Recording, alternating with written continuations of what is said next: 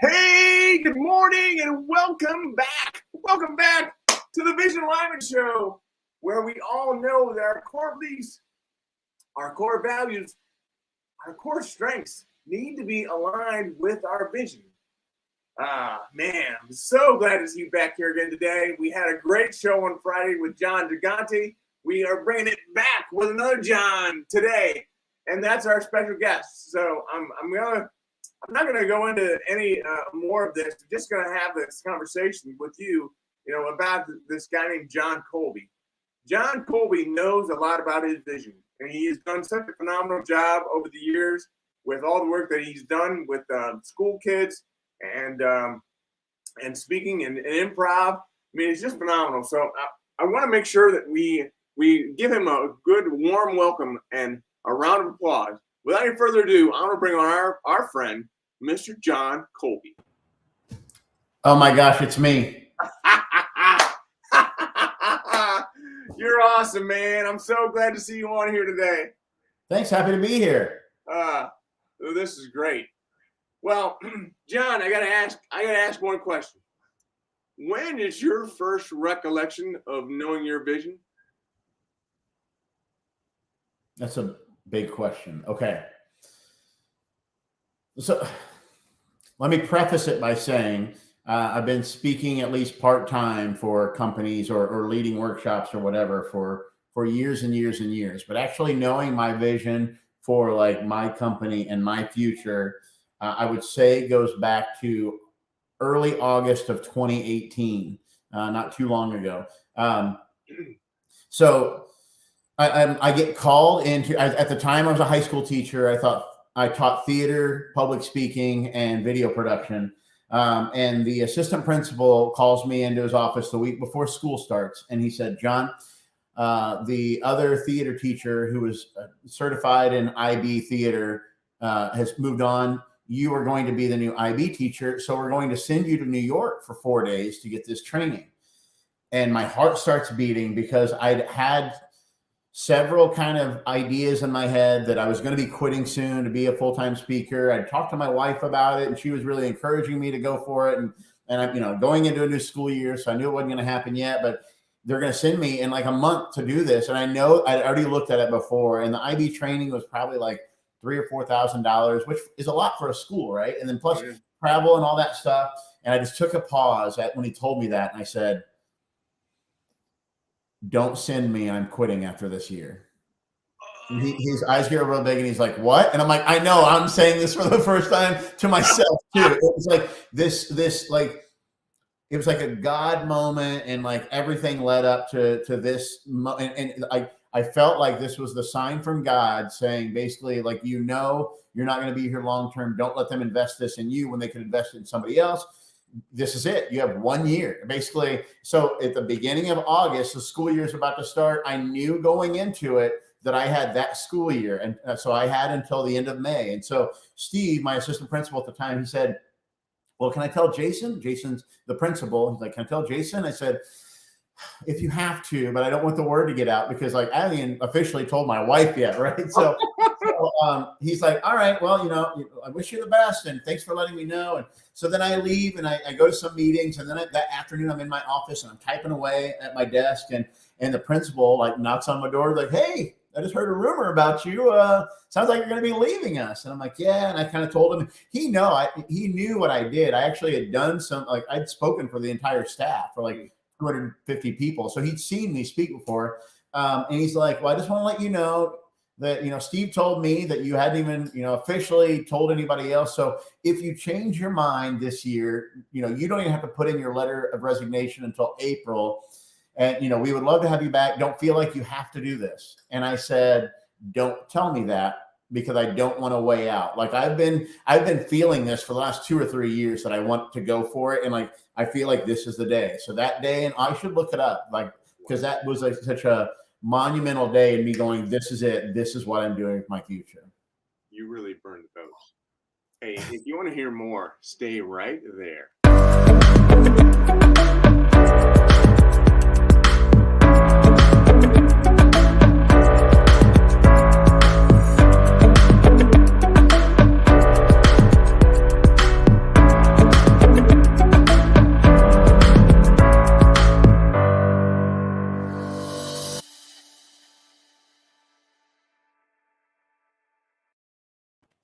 Wow, what a great story. Hey, and we've got some people online here, so I want to recognize them. And while we do, please put a hashtag live if you're listening live. If you're listening on replay, put a hashtag replay. As always, anything you can do to put in a picture of you winking, it'll enter into a raffle to win a free copy of my book, maybe even John's book. If you have a book. Someday. And say, that someday it's coming. Someday. But put that hashtag of Brian with one eye, hashtag of Winking with Wagner in your timeline. That would be great if you would do that with that picture. So our friend here, that is one of our friends, is Ted Legal. Good morning, Ted. It's good seeing you this morning. He's a great guy. He's from Illinois, actually Woodstock, Illinois. So we're just going across the row. Like you're Ohio, I'm Indiana, Ted's Illinois. We need somebody. What's next? Is it Missouri? I think after that, yeah, depending on how high you are, I think it is. Right. It could be Iowa. Right. Yeah. If you're up high, Iowa. Either way. So Iowa or Missouri, we need you. Log on now. Yeah. Right. So John, you've really told us a lot about your story, but there's got to be more. What has gotten you to this point? Well, the other thing because you said, when did it happen? And I think there are two moments, but that was the moment I knew I was going to have a speaking business. But the moment that happened before that was in the spring of the school year before that. I was teaching full time, but then there were days, and my bosses knew I was doing this. I would take a day off, hop on a plane, go fly and speak somewhere, and then hop on a plane, fly back. So I'd only miss one day of school. So the kids, I even told my students, I'm like, hey, I have an event. I'll be back. I don't think they knew that I'm like, I'll be in Utah tomorrow, or I'll be in Boston tomorrow. But I was doing these different events, and I was speaking for the Century 21 Top Brokers Conference out in Utah, Park City, Utah in 2018. And I went and did my thing, and the CEO afterwards was talking to me. He's like, "Oh man, you nailed it. We were afraid it was going to be cheesy because it was improv, but like it was like really fun, but at the same time had some great value to it." He's like, "Hey, are you going to the dinner tonight? I want to introduce you to some people." And I'm like, "I appreciate the offer. I can't. I got to get back to my job." And he's like, "Wait, back to your job?" And I'm like, "Yeah, I'm a teacher. I'm a high school teacher. This is like my side hustle."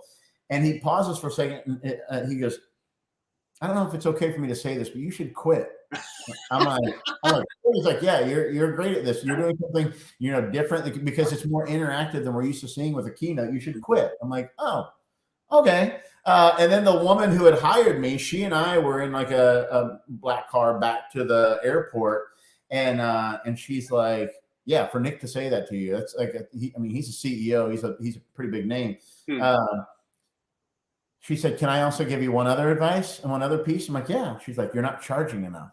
And I'm like, "Really?" And she's like, "Yeah, like if you would if you had said the number 3 times what you'd said, we still would have hired you. And I'm like, oh no, can I have it now? She's like, no. I'm like, so that day to me was like the CEO of a Fortune 500 company was saying you should do it full time, and then the woman that hired me going, and you should charge a lot more. That day to me, that's crazy. That day to me was like, this could be a full-time thing. And then again, fast forward 5 months later is when I actually was like, all right, this is it. Wow. That is awesome. I'm so glad you made the decision. I mean, you do such a phenomenal job with everything you do. So hats off to you. That's cool. Thank you. Well, so let me ask you a question then. How did that, when they said that, how did it make you feel? The word I would use is valued. Like I matter. I think so often, and anywhere in life, we all just want to feel valued. I mean, that's why people, quit their jobs or leave marriages or kind of break up friendships. It's just like they don't feel like they're valued, like they don't matter there. And being a high school teacher and then going and speaking for these big companies, I always kind of felt like an imposter. They talk about the imposter syndrome, and I'm like, what can I offer these people? But then I started recognizing in those kind of conversations that people valued what I brought to the table. Yeah. Wow. That's good. What do you think the biggest factor is in your success? You're hitting me with the deep questions, man. We go deep here. Right? I think, and you and I might have talked about this before. Like, I think ultimately your speech or like whatever you're saying on stage, it has to resonate with people, because if they connect with it, I think it matters. But I think just as important, I don't want to say more important, because if you're not good on stage, nothing else matters. But just as important as is your relationships that you build with people. Like I've seen some great speakers, and I've heard some stories from meeting planners or the vice president who brought these people in. Like they're good on stage, but they're not people that you like. Like they're just rude, or they have these ridiculous demands, or they don't talk to anybody. Like I heard one story about a guy, literally they asked what time call was. He showed up 1 minute before call, got mic'd up, walked out on stage, walked off, didn't even say thank you to the tech guy, took the mic off, put it on the tech guy's table, said thank you to the guy that hired him, walked out and left. And like what? Like how? I don't even want to say how important are you, but like how inconsiderate are you that you don't even care about the people? Like I think good speakers do what they do. Like I think about people like Ross Bernstein and Sam Richter and Crystal Washington and Lori Guest. Like they're phenomenal speakers, but like if you know them at all or you ever talk with them, they just like you care about you feel like they care about you. You feel like you're connected with those people. And I think that human connection and those relationships are really what makes businesses work. Yeah, no, that's good. So Ted's got a question here. Do you have any experience in retail when you had this conversation with in Utah? Was speaking about, what were you speaking about to them?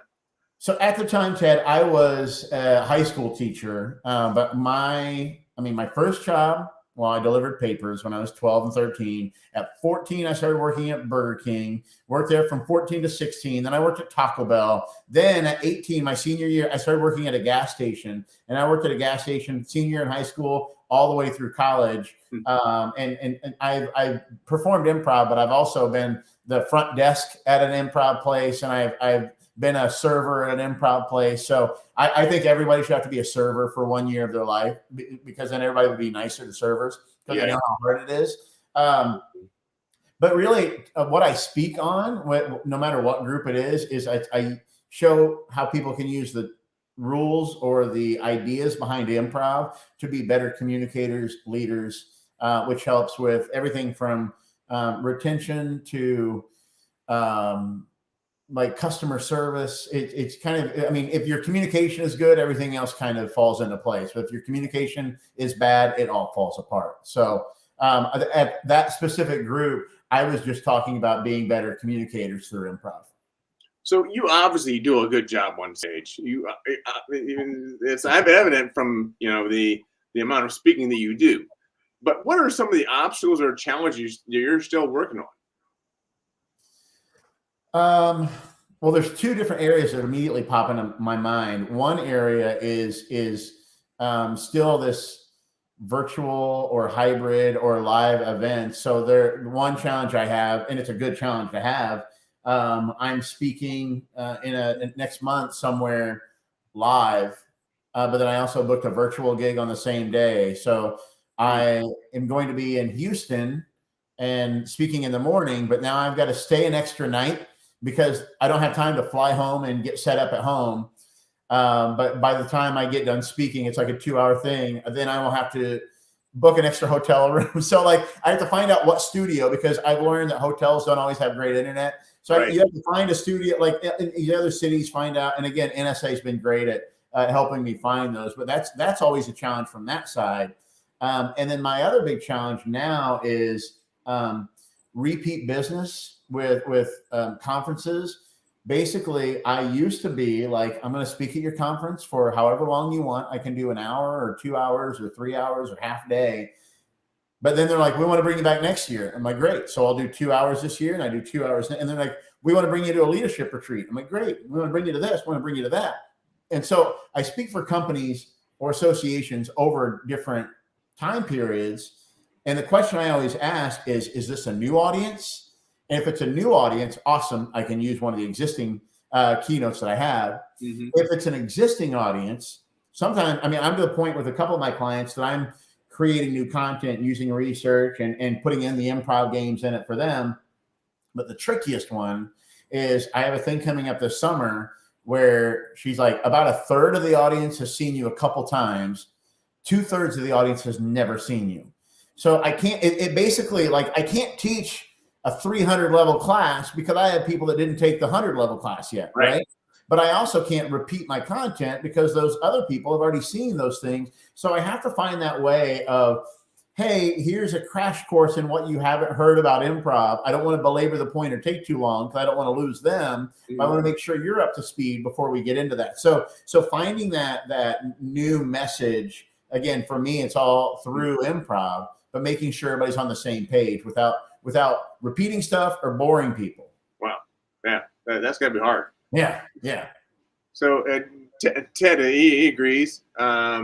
Being good public speaking really is important to any industry. So, yeah, he brings a valid point. Totally. Anyway, so those are some obstacles, but what's the next level of success look like for you? I don't know. So come on. I just sent out an email to a lot of my former clients, some other speakers. I literally just did this last week.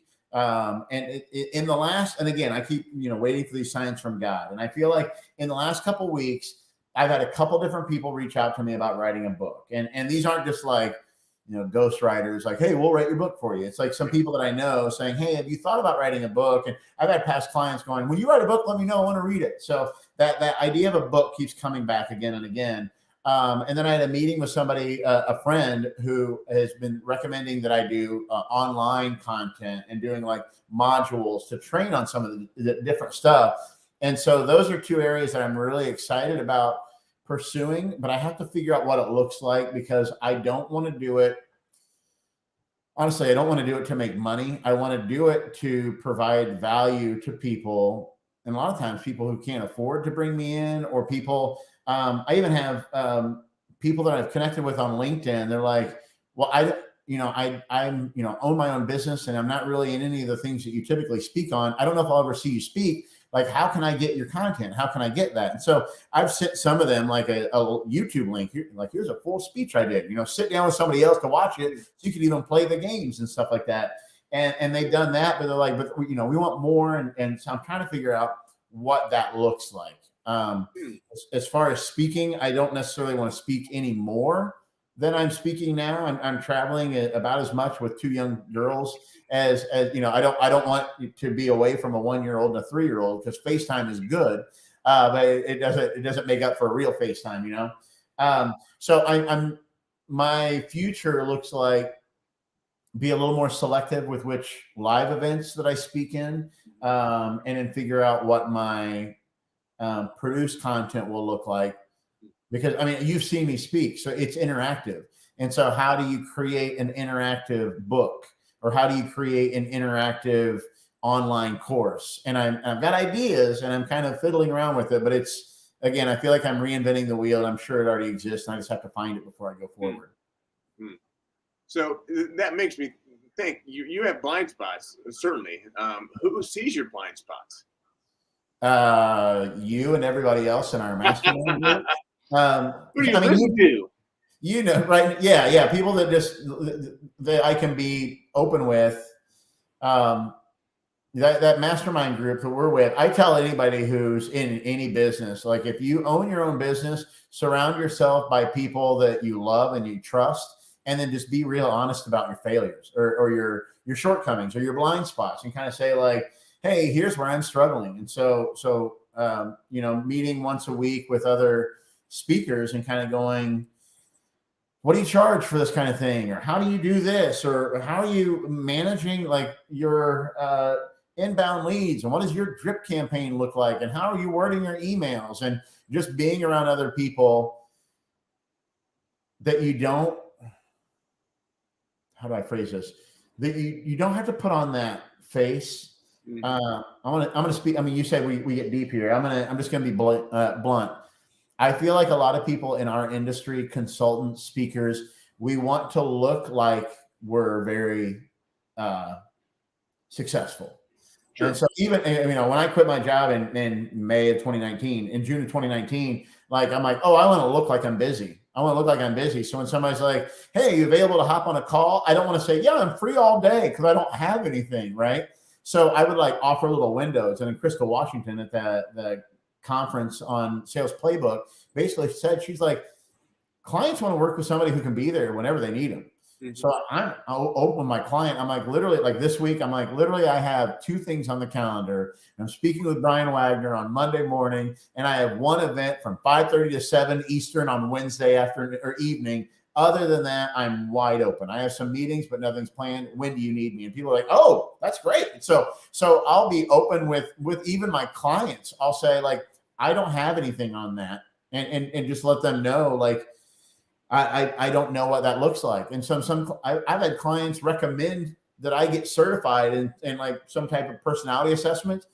And she's like, you'd be really good at it. And I got certified in it. And then she booked me to do them. So like, being open with people kind of leads to a lot more success, instead of acting like you know what you're doing. Like, we're all just kind of, you know, faking it until we make it. So let's, like, you know, help each other along the way. Yeah, for sure. Some other friends here on. There's Linda Kazera from West Virginia.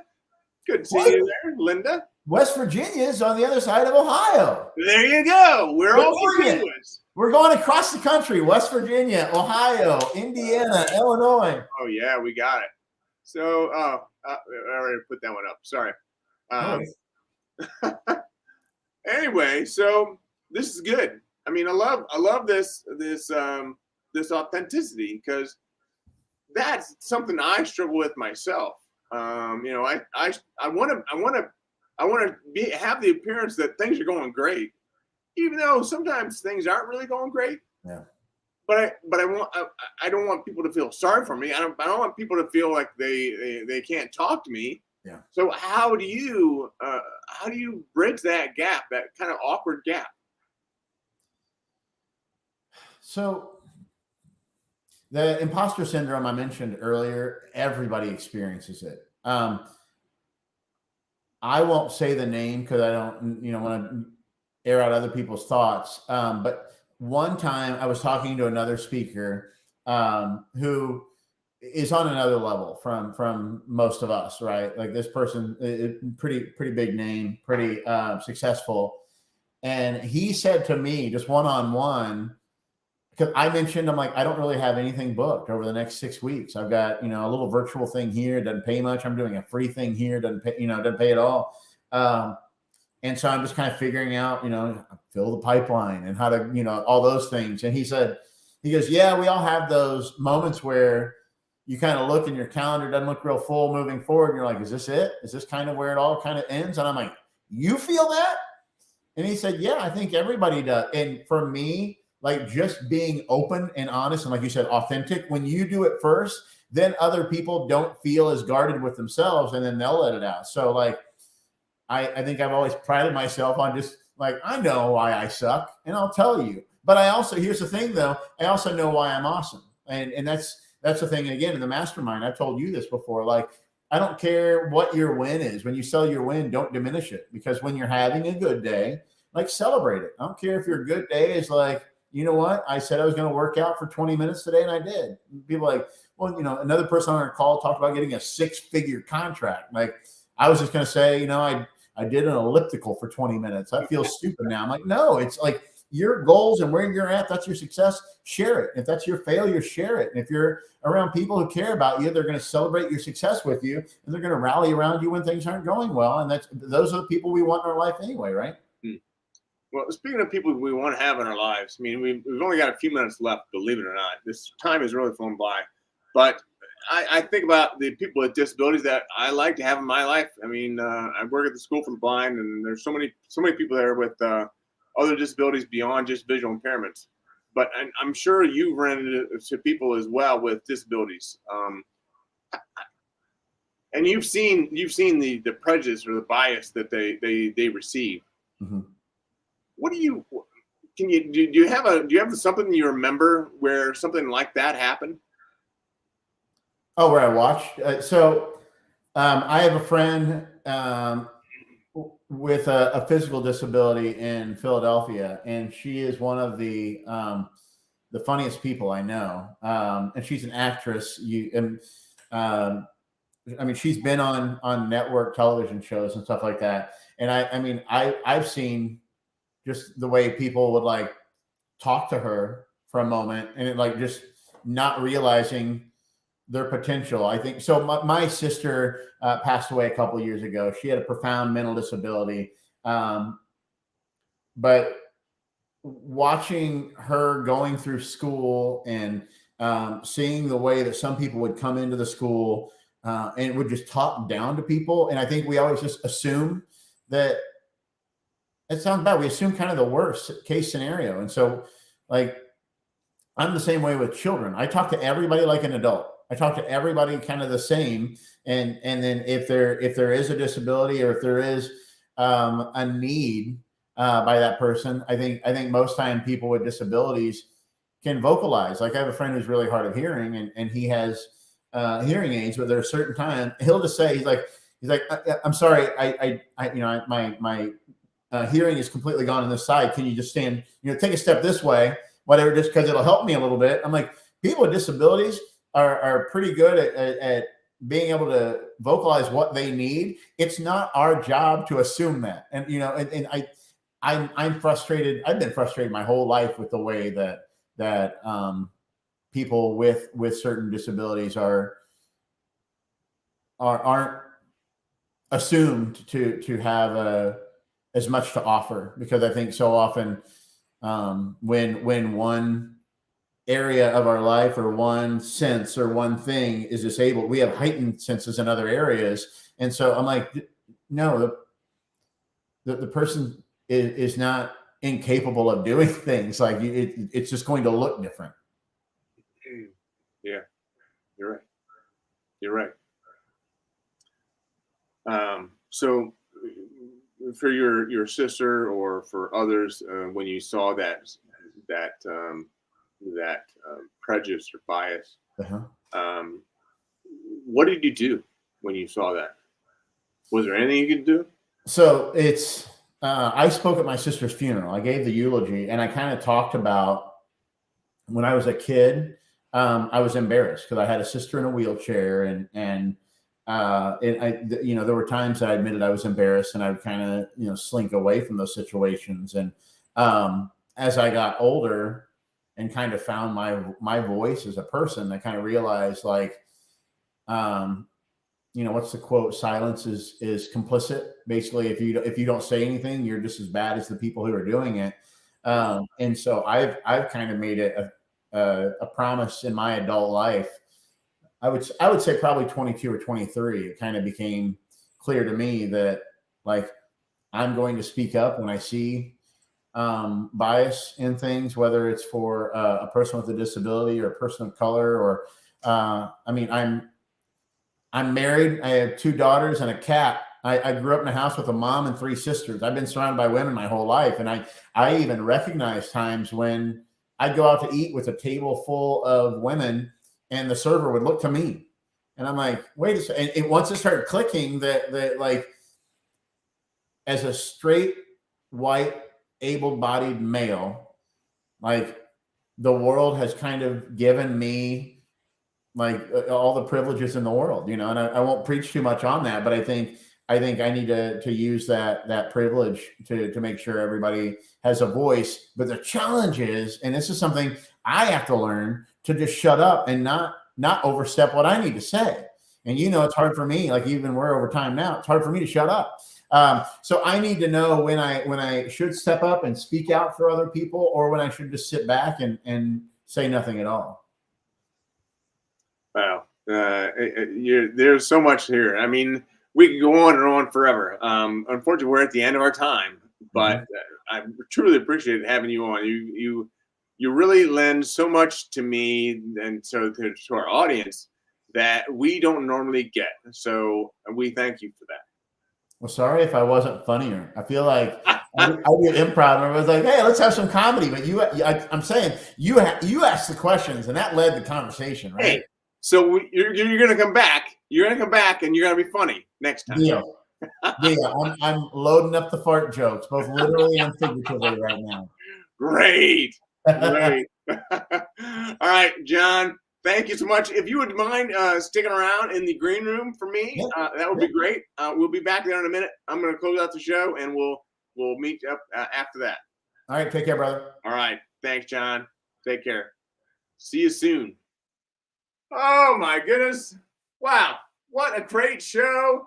Jon Colby is he's a gem, an absolute gem. So we've got more guests like that coming on. I don't have the guest list in front of me, but I can tell you next Monday at 10 o'clock, we'll have another guest coming on, and hopefully it'll be just as good as Jon. Probably not better, but just as good as Jon. So if there's ever anything that I can do for you, please let me know.